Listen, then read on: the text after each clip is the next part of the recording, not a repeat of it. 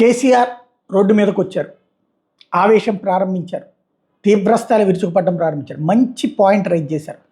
మేము అధికారంలోకి వస్తే 100 రోజుల్లోపు అన్నీ చేస్తామన్నారు. అందులో రైతు రుణమాఫీ, రైతు బంధు, మహిళలకి అకౌంట్లో తలా ఇంత డబ్బులు వేయడం.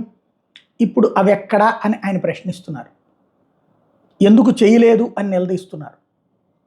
కాబట్టి మాటలు మాత్రమే, చేతలు కాదు అని తేల్చి చెప్తున్నారు.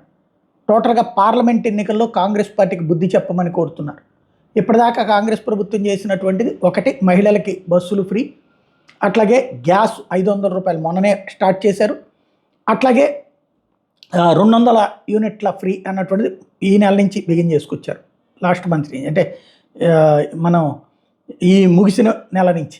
కాబట్టి వాటిని వరకే చేసింది. అసలైనటువంటి మహిళలకి ఎంత అనేటువంటిది, అట్లాగే నిరుద్యోగుల భృతి కానీ ఇట్లాంటివి ఏమీ లేదు. రైతు రుణమాఫీ అసలైనటువంటిది అది లేదు. ఇప్పుడు అదే కేసీఆర్ ప్రస్తావించి, నేను ఎప్పటి నుంచినో చెప్తున్నా, అసెంబ్లీ ఎలక్షన్స్కి అదొక ఉద్వేగంతో వేశారు అవి వస్తాయని. పార్లమెంట్ ఎన్నికలకు వచ్చేటప్పటికి అవి రాలేదు. అది గట్టిగా చెప్పాల్సిన బాధ్యత ప్రతిపక్షాలకు ఉంటుంది. భారతీయ జనతా పార్టీ ఇంకా అంత అగ్రెసివ్నెస్ లేదు.